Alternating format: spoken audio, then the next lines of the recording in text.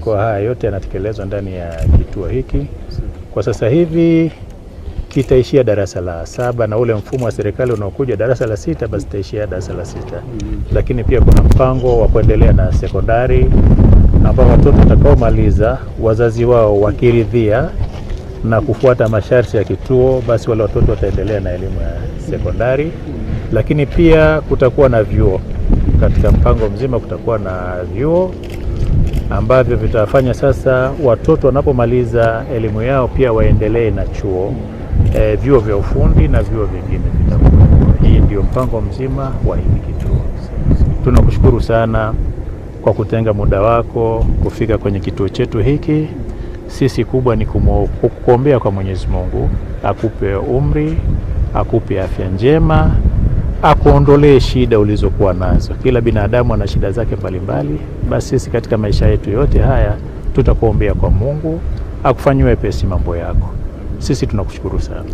Na Sheikh wa mkoa kama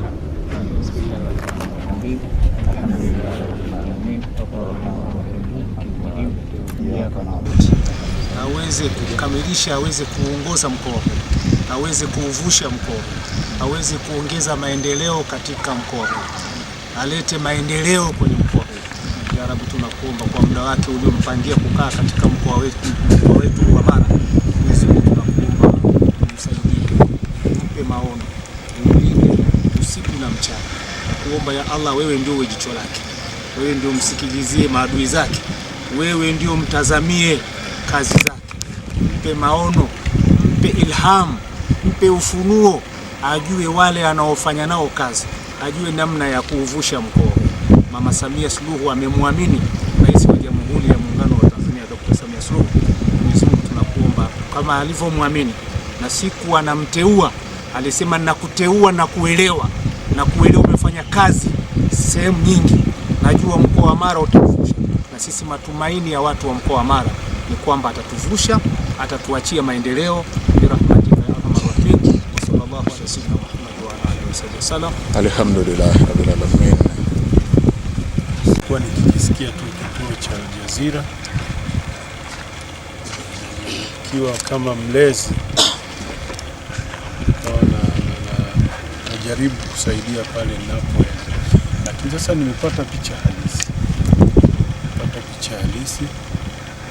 Nitakapopata taarifa nitajua nashughulika na kituo cha aina gani. Lakini kipekee kabisa nimpongeze sana. Nadhani ni miongoni mwa vituo bora kabisa katika watoto. Mazingira yake kwa kweli yamenitia moyo sana. Watake sasa wadau mbalimbali waingize mkono wao kusaidia kwa hili jema ambalo mnalifanya.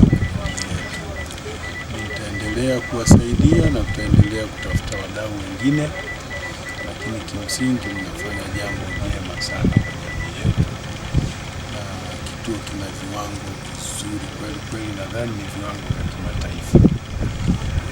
Kuna mcheki mwenyekiti pale, tumefika bwaloni pale, nikaona anatamani kurudi shule. Viwango vizuri, muendelee hivyo. Nashukuru sana.